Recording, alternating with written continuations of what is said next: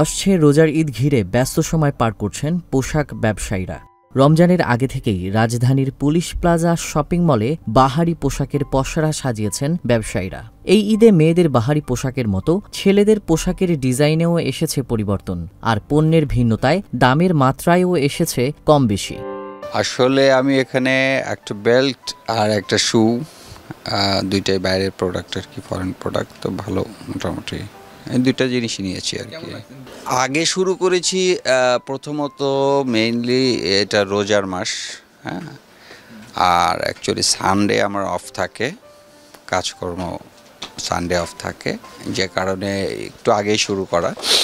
আর হচ্ছে পরে আসলে কালেকশনগুলো ওইভাবে পাওয়া যায় না, হ্যাঁ, ঈদের একদিন আগে, 2 দিন আগে বা এক সপ্তাহ আগে দেখা গেল কালেকশনগুলো থাকে না মার্কেটে, যে কারণে আসলে একটু আগেই কেনা।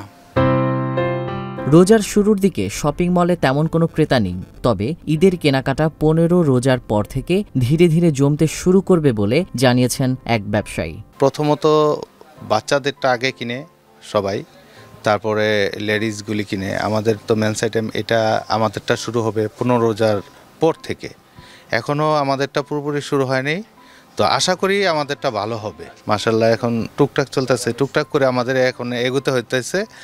পরবর্তীতে দেখা যাবে 15 রোজার পরে আমরা একটু বিজি থাকবো, আশা করি আর কি, ইনশাআল্লাহ।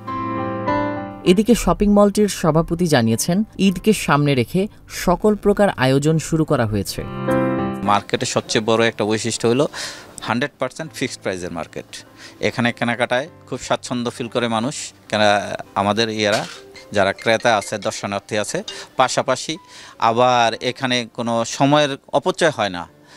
ইতিমধ্যে আমাদের কাস্টমারের সমাগম দেখা যাচ্ছে, গত শুক্রবার শনিবার ভালো কাস্টমার হয়েছে, ইনশাল্লাহ আগামী দিনগুলোতে আরও ভালো কাস্টমার হবে।